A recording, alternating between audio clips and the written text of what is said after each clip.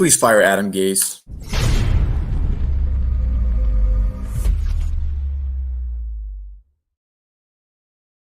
Welcome into the Friday edition of the More Than Philly Sports Talk Show. We are about a half hour ahead of schedule, but that's all right. We're all here with an exciting show in store for all of you. Coming up today, recapping Thursday Night Football, talking about the NBA Finals as Game 2 begins tonight, talking about Major League Baseball. There's a lot of developments there. And the Sixers have their coach. We spoke a lot about it yesterday. There was speculation about Doc Rivers. It is official. With that being said, bring in now my co-host, Gavin Tony. Gavin, it is great to be here with you on this Friday edition here, October 2nd, 2020, 11:30 here on the East Coast. How are you doing today? I'm doing great, Zach. Actually, I'm doing splendid. I'm going to use a new word, splendid. Why? Because the Sixers got arguably the best choice out there in Doc Rivers.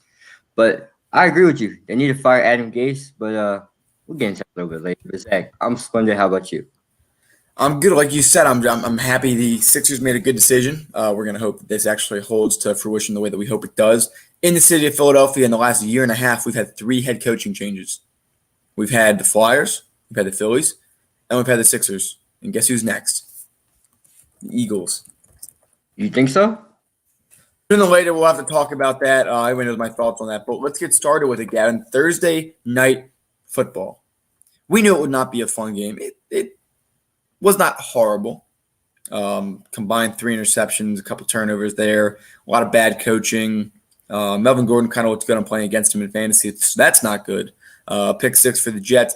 But even all that, with a third or fourth string quarterback, the Jets couldn't win their game. I mean, Sam Darnold did not look great. I feel bad for him, too. The O-line really is bad. I did not realize how horrible that team is altogether. The run game never really got established. Frank Gore got a few good yards here and there, but Adam Gase is just a horrible coach. Even Mike Greenberg, big Jets fan, who's on ESPN. He is shout out to Mike Greenberg. He's got to be fired. He said he's got to be fired. I mean, the season's over. They're going to end up tanking for Trevor. Honestly, they are the worst team in football, Gavin. I know the Eagles are getting there, but no, the Jets are on a different level of terribleness. They are a horrible team. Not a single thing on this team is good. Running backs they have an old guy there now. No Le'Veon Bell. He wasn't even good. O-line is one of the worst in the league. Sam Darnold is a bottom-tier quarterback, average at best. He's regressing really badly. Your coach is one of the worst in the league, if not the worst, behind Matt Patricia. Your defense is horrible. And your secondary, you lost Jamal Adams. You got nothing for it, really. You got one safety in your secondary from the Jets who's nowhere near as good as Jamal Adams is. So, yeah, I'm not liking this team. I'm not liking this franchise. Not liking anything about this team. It's been a struggle for them. So, Gavin, what are your takes from this Thursday night football game? First of all, can we just imagine the one? And I'm trying my hardest not to laugh or cough when I say this. The one good play the Jets had from Sam Darnold, it was magical. 47-yard touchdown run. That was their season in a nutshell. Ladies and gentlemen, you got your highlight. And then the failure came back in play. Zach, Adam Gase is horrible. Enough said. This guy has no intelligent way to coach his football team. Did you see what they said press conference? I'm not happy. I know we can do better. Yeah, they're not happy with you because they know they can do better without you. At one point, do you got to look at Sam Darnold and start saying, why are you not developing? Jared Goff's part of the same draft class, right? Or is that the wrong draft class? That might be the wrong one. No, Darnold's part of the Josh Allen, Baker Mayfield, Josh Rosen, Deshaun Watson. No, he was him and Trubisky and Mahomes were the next year or the year before. This is the 2018 draft class we're talking about. Well, anyway, you take a guy like Josh Allen. Look at him. He's already in the MVP discussion. Where's Sam Darnold's discussion on how garbage he is? But Zach, this is one of these instances where do you want to blame Sam Darnold or do you want to blame the lack of talent around? Do you want to blame the head coach? Because I know where you're going to go with this, and I agree with you. We're going to go with the head coach. It starts with the man that puts this garbage out there. You got to help him. I just hate when you bring a quarterback in and then you either fire a coach that season or the season after that. Like, it just messes with the quarterback. You know, like you should, if you don't like your head coach, like Baker Mayfield and the Browns, Hugh Jackson, or whoever their coach was for the Jets before this in Darnold's rookie season, why do you bring a guy in, a rookie quarterback, give him a playbook, The team was already a disaster, obviously, if you're going out to draft a new quarterback. And then you fire that coach and you force your quarterback to have to learn a whole new playbook, especially when you've hired arguably one of the worst coaches in the league in Adam Gase.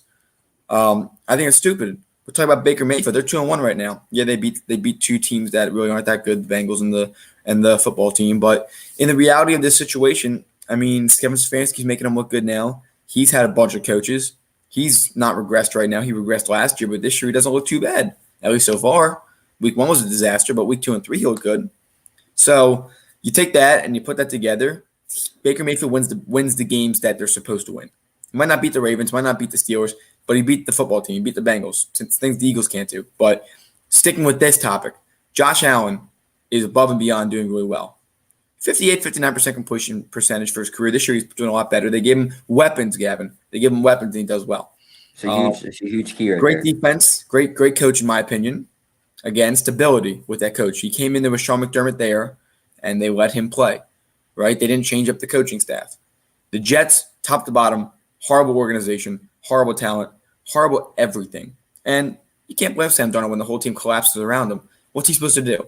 I think if he goes to another team, he gets a chance. Maybe the Colts can look at getting him after Philip Rivers leaves. I think that with a good O-line, you give him a chance. But I think Sam Darnold, arguably, his career might be over before it even starts. It's unfortunate for him because he has talent. But Adam Gase better never hold another job in this league. Well, you got a guy in Adam Gase where I said yesterday, excuse me, everything he touches turns to mush, not gold, mush. And then when he leaves, it goes like the gold again. Ryan Tannehill, before Ryan Tannehill was Adam Gase's project, Ryan Tannehill was average, decent. He went to, he was good, got hurt. Then he went to mush. Now look at him. He's in Tennessee with Mike Vrabel. Some with gold, maybe silver, whatever you want to call it. Devontae Parker is a great example. He was good. Adam Gase turned him into mush. Now he's back to being somewhat decent again. Why does this man still have a job in NFL, Zach? Why is that? I can name 2 other people that deserve to be a head coach, and they don't even have coaching backgrounds. But they would be a better coach. And I would do it because the Jets are a train wreck. And I send my condolences to any Jets fan, any Knicks fan, because relatively you guys are in the same boat. But I'm talking on Jets fans today. Mike, ESPN Green, I feel you. Well, I don't feel you because the Jets are garbage. They're 0-4. My team's 0-2-1. Can't really say anything much about them either. But, Zach, are the Jets even playing football, or are they just out there playing? Are they just a bunch of dudes in jerseys and helmets just running around? I don't know anymore. Yeah, the lack of discipline is really bad too. Both sides last night, a lot of penalties. I know we talk about both sides. We'll go over and talk about Denver Broncos. We know Pat Shurmur, the offensive coordinator, Vic Fangio, the head coach, former defensive coordinator on that good Bears team a couple years back. So I'll ask you this question then, Gavin. How do you think the Broncos fared last night, considering that they have their 3rd or 4th string quarterback in? I mean, Jerry Jeudy looked great last night. Another guy in there, Tim Patrick, had a pretty good night. Noah Fant got hurt. We're waiting for some updates there, but how do you think the Broncos fared? Well, from a guy that only watched a little bit of the game because of the matchup going into it, the Broncos look pretty good offensively, considering your quarterback is not, your dark horse pick, Zach. But exactly, the game was so bad, turned it off. Exactly. But Zach, the Broncos look decent. I'm not going to say they look great because obviously that was their first win of the season, but they look decent versus a horrible team. Jerry Jeudy's going to show very big promise. Zach, he mossed a guy, Pierre Desir, for 48 yards on a touchdown. Looked like Randy Moss on that play. And I'm not saying he's going to be better than Randy Moss. That's not what I'm saying, but that looked like a Randy Moss type catch. Melvin Gordon, he had a nice night as well. He broke a couple at the end of the game. But Zach, there's nothing really to rave about for the Denver Broncos because one of these wins where it was a garbage win, like they didn't prove much in this win. That's how I view it as. You're beating up a team that has no identity, and you're supposed to be the up and coming team. So from Denver, it's a win for them and the column, but from a viewer's perspective, it doesn't really mean much. Yeah, no doubt. Just unfortunate Drew Lock with his injury. A couple other guys on that offense getting hurt as well. That turf in New Jersey is brutal to a lot of players. They should consider putting in some real grass there. That's been a conversation being continued. But coming up after this, we're doing predictions for Week 4 for the NFL, including our beloved Eagles on Sunday Night Football. And then we'll be talking about the NBA Finals and wrapping up the day with the MLB, so stay tuned. We are now offering a new product on our Teespring. Wear a mask in public. We are now supporting a custom-designed mask with our logo on it. Purchase it today, and 10% goes to a foundation of our viewers' choice. It offers a full nose and mouth coverage. Single-sided print, includes 2 2-inch elastic ear loops, non-medical grade product, and finally, $1 from every mask sale is donated to a nonprofit to feed children in need. Enjoy today's episode. Welcome back, everyone, here on the More Than Philly Sports Talk Show. We'll be going through Week 4, Gavin, as we do every week, going through our predictions for each game. Pretty exciting week in football. Obviously, we know the Titans and Steelers will not be playing this week. We're still going to learn more about how that's going to fare. But, Gavin, let's start off with this one, and I think you and I are going to agree on this one. The Saints and the Lions in Detroit. Who are you taking?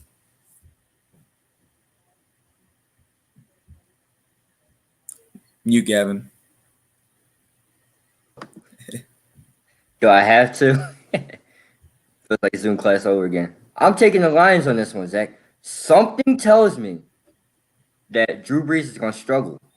I'm taking the Lions on this one, and it's not going to be a pretty one. It's going to be one of those games where the Lions pull it in at the end of the game. I have a feeling about Matt Stafford in this one. Yeah, no, Detroit, with Kenny Golladay back, they've won their only game with Golladay. I think that was a big factor for them. With that wide receiver one in the first 2 games with that team, they struggled. But Detroit's starting to turn it around. This is the week where the Lions start to rise and Green Bay starts to fall. So I'm looking forward to continuing. Let me just get this straight. You picked them to do what again?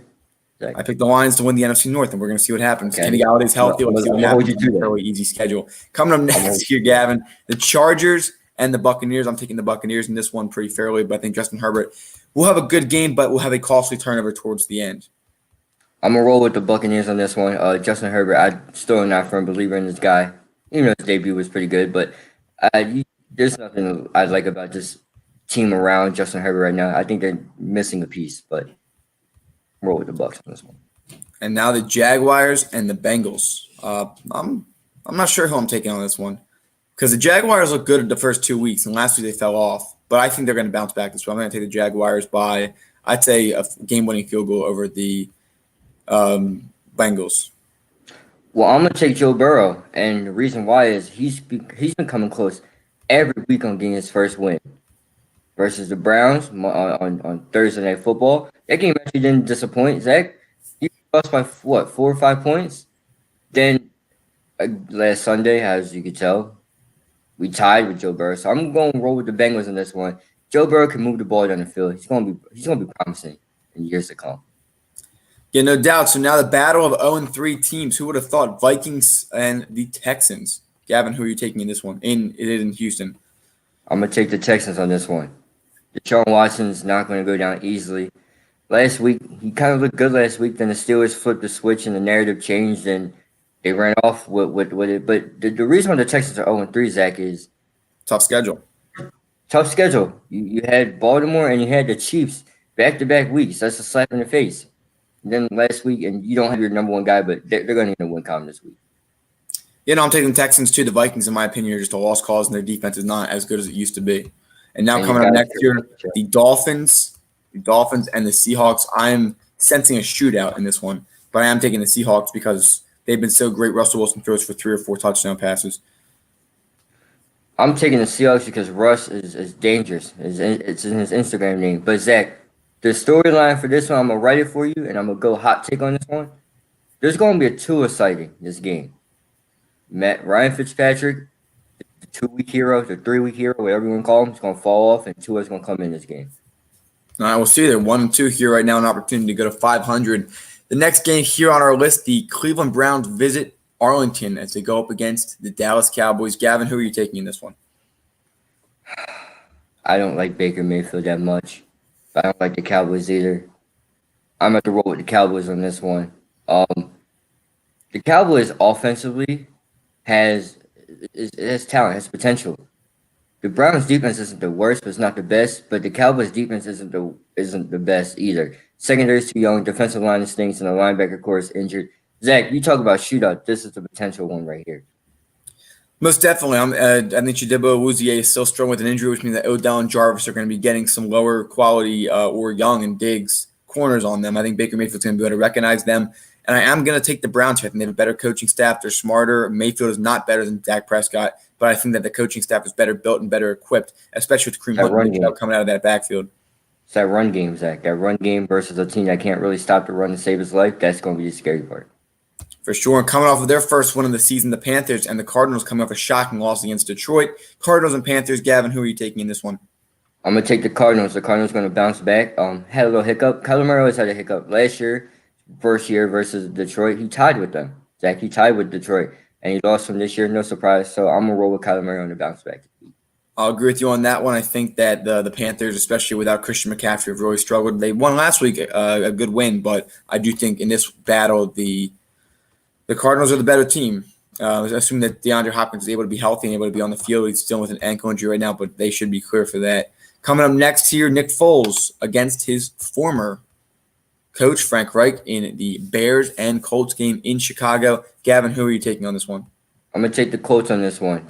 I don't like Nick Foles' offense around him. I don't believe that there's enough surrounding Nick Foles.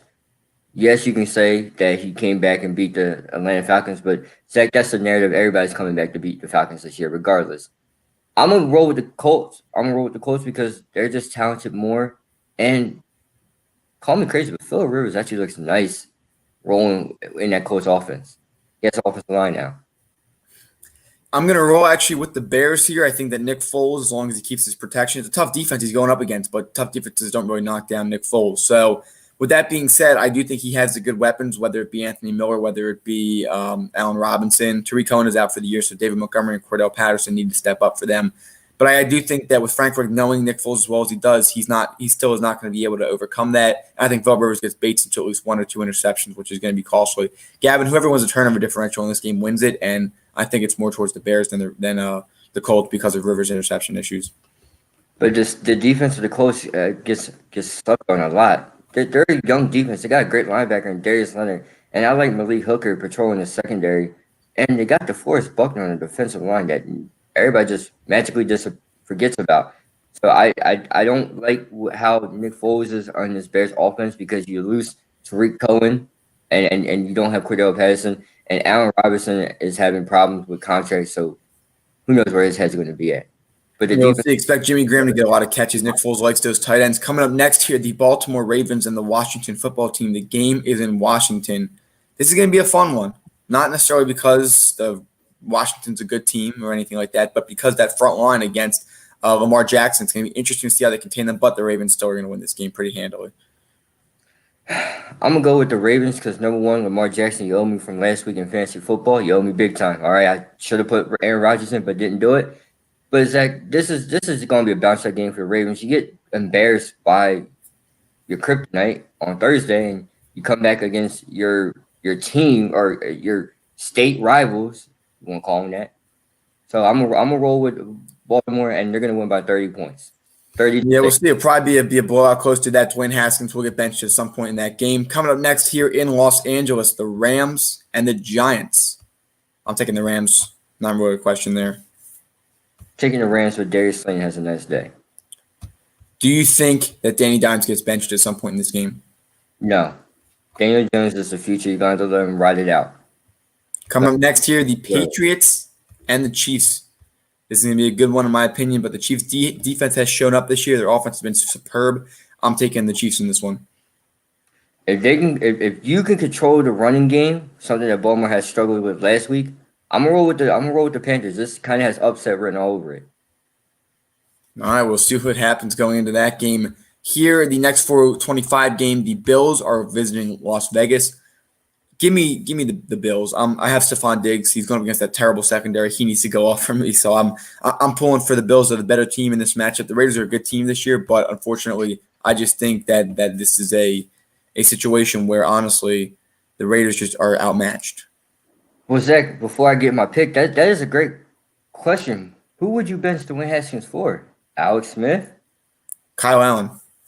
Kyle Allen, okay. Ron Rivera worked with him last year. And let's talk about the Giants one, which I have no idea who Daniel Jones' backup is, but he's been struggling, so I don't know what they would do. But as far as for the Washington football team, they have Kyle Allen on that bench, which Ron Rivera worked with in Carolina. And go with the pick. I'm going with the Raiders this week. Josh Jacobs is going to have a better week this week than last week. Had a horrible time last week, and Henry Ruggs is going to get in the end zone this week. So I'm going Raiders. Now we'll see what happens. Nelson Aguilar has more touchdowns than most of our receiving core. Just a friendly reminder there with the Raiders. But Nelson Aguilar also has a lot of drops as well. Then He actually has none this year, according to Pro Football Focus. sadly, of course he doesn't. And coming up next here, our final one, we do the Falcons and Packers on Monday. We'll do predictions then. But Gavin, Eagles, 49ers, George Kittle is healthy and playing. The Eagles struggle with the linebacking core. So Nick Mullins is also in there. Carson Wentz is in, but he'll probably maybe one or two receivers at most. I don't even know who will be throwing to. I mean, honestly, it's a joke like last year. Plus, Carson's not playing so well. But who are you taking in this matchup? I'm taking the Eagles, and they're gonna shut the city up. They're gonna shut the city up. I'm telling you now, Zach. The Philadelphia Eagles are gonna roll into San Francisco and not get smacked, but they're not gonna lay the smack in. But they're gonna come out with the win. It's not gonna be a pretty one, Zach. You're gonna be throwing your TV. All right, there's gonna be screaming in my house about the game. The Eagles are going to win this one. And the reason why is as long as Jimmy G doesn't play, who cares what Nick Mullins does? They're going to the Giants last week, dude. Yeah, but still, if Jimmy G doesn't play, you know Nick Mullins is not the best passer. They ran the ball. He didn't get a passing touchdown last week. He had 350 yards. But no passing. Those are all passing yards. But it's the Giants secondary we're talking about. The Giants have nobody. The Giants have a bunch of little kids. He had 343 yards last week. I'm telling you, Zach. And they had less than 100 yards on the ground, Gavin. If you're talking about running for the 49ers, it's the way how they did it. They might not have 100 plus yards rushing, but it's the way how they did it. It came in big moments. Plus, the Giants' defense sucked. I'm telling you, Zach, if there's a week to do it for the Eagles, it has to be this week. It has to be. I'm hoping with you. I am going to take the 49ers in this one, though. Nick Mullins loves throwing to George Kittle. I think he's going to be a monster for our secondary, so it's going to be some concern there. But I do hope the Eagles' offense does show up and do well, and the defense will need to follow up from there. We'll see what happens. I mean, I'm hoping. Zach, I'm rooting with you. It's possible. It's possible. It is, but all my optimism for this team has been completely. But if you think Nick Mullins is going to come out through 350 yards a game, you're crazy. We'll see what happens. Come up after this. Talking about the NBA Finals and wrapping up the day with a quick MLB recap, and then that will be it for our week here on the show, so stay tuned. Would you like to know how you can support the More Than Philly Sports Talk Show? If so, head down to the comments on our YouTube channel. You will see two links there. The first is our Teespring, where you can see a wide variety of apparel products, including our signature product, the More Than Philly Sports Talk Show sweatshirts, offered in a variety of different colors, including gray, navy blue, and more. Finally, we have our Patreon page where you can become a monthly donation member. 10% of all donations go towards an organization of our viewers' choice.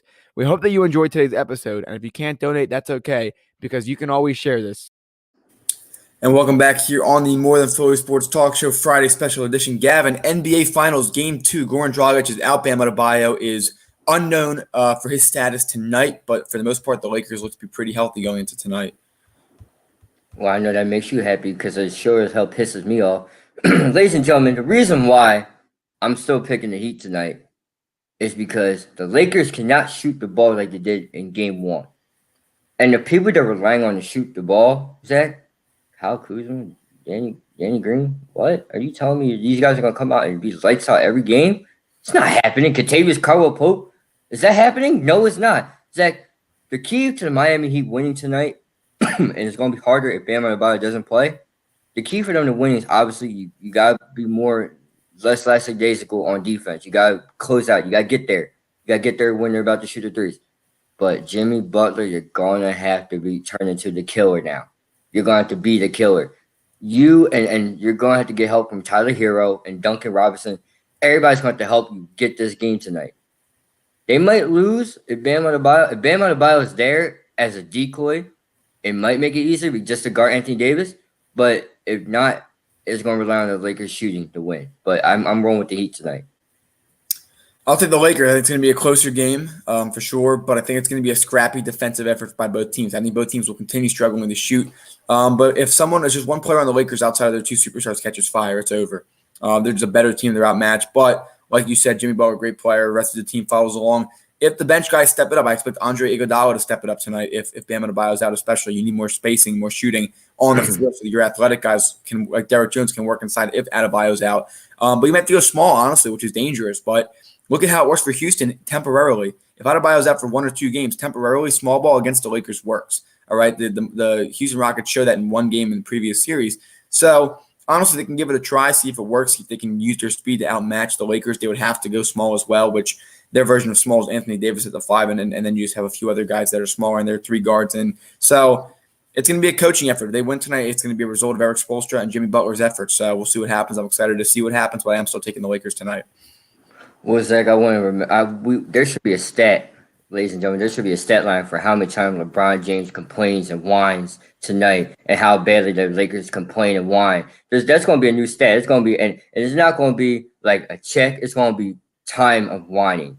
LeBron's going to have 20 minutes worth of complaining tonight, and that's why I can't stand watching LeBron James play basketball. Zach, I told you about that when game one was happening, and they didn't let Jimmy Butler shoot the free throw because they were complaining and whining. I said, "Oh my goodness, am I watching a bunch of why basketball right now? Are the parents complaining about the calls? Like, can we play the real basketball?" That's gonna be my hot take for tonight. LeBron James will complain for over 10 minutes in total time. I'll do my best to count that. But with that being said, we are going to shift over now to the MLB playoffs. We're going to recap some of the games from last night and then talk about today's games. We have a lot of advancements here. I'm going to read them off as I pull them up here on my screen. We do have the Los Angeles Dodgers beating the Brewers 3-0 to win the series. The Brewers have been eliminated. Not much shocker there. Atlanta shutting out the Reds despite some great pitching efforts the day before by the Reds, 2-0. Yankees pulling up a win against Cleveland in order to win. That was on Wednesday. And also on Wednesday, the Rays beating the Blue Jays and the Astros beating the Twins. We talked about that yesterday. So shaping up this series, it's going to be Rays and Yankees, Astros and Athletics. And then the Braves are going to be playing the winner tonight of one game in the NL and the Dodgers of the other team, which is going to be decided between the Marlins and the Cubs and the Cardinals and the Padres. Cardinals and Padres was great yesterday. Huge win for the Padres. Honestly, the Cardinals, in my opinion, are still the better team. So they will take that win tonight. But Gavin, the Miami and the Chicago game, that's a shocker right now. Miami can actually advance to the NLDS here in the playoffs this year. Just add on to the pain, Zach, and I'm gonna pour it on. I'm picking Miami to win today. Miami's gonna win today. Did you know the Cubs are injured? They had a lot of injuries going into this series, or whatever you want to call it, this little playoff set series, whatever you want to call it. But Zach, I think Miami closes the deal today. It was supposed to be yesterday, but they're gonna close it out today. Yeah, we'll see what happens. But other than that, Gavin, what about the Padres series? And the Padres can come back, or the Cardinals are gonna claim the win tonight here in this sudden death game? I think the Padres win tonight. Zach, it shows when the bats come out for the Padres, you can't stop them. But they got to come out first. Tatis and Machado went back-to-back for the 4th time this year. Tatis had 2 home runs with Will Myers. All right? Then there's no stopping that. And the bullpen is arguably, well, anything's better than the Phillies bullpen, but the bullpen is great as well. You got guys that can close and shut the door. Zach, I think the Padres move on in advance. Yeah, we'll see what happens here. Next week, we'll be able to talk about the NLDS and the ALDS as those games shape up here in the final 8 teams in the MLB as they get closer to a World Series. They also announced, Gavin, NLCS, ALCS, and World Series will have limited fans. That's going to be interesting. We'll continue with those developments. Make sure you like, comment, subscribe. We'll be back Monday to recap the Eagles as well as the other football games that go on around the league, as well as Games 2 and Game 3 of the NBA Finals. So stay tuned. Follow us on Instagram, Twitter, and we'll see you guys next time. If you enjoyed today's video, make sure to like, comment, and subscribe if you haven't. In addition, hit that bell icon and set it to all to get reminded of when we go live and when we post excerpts of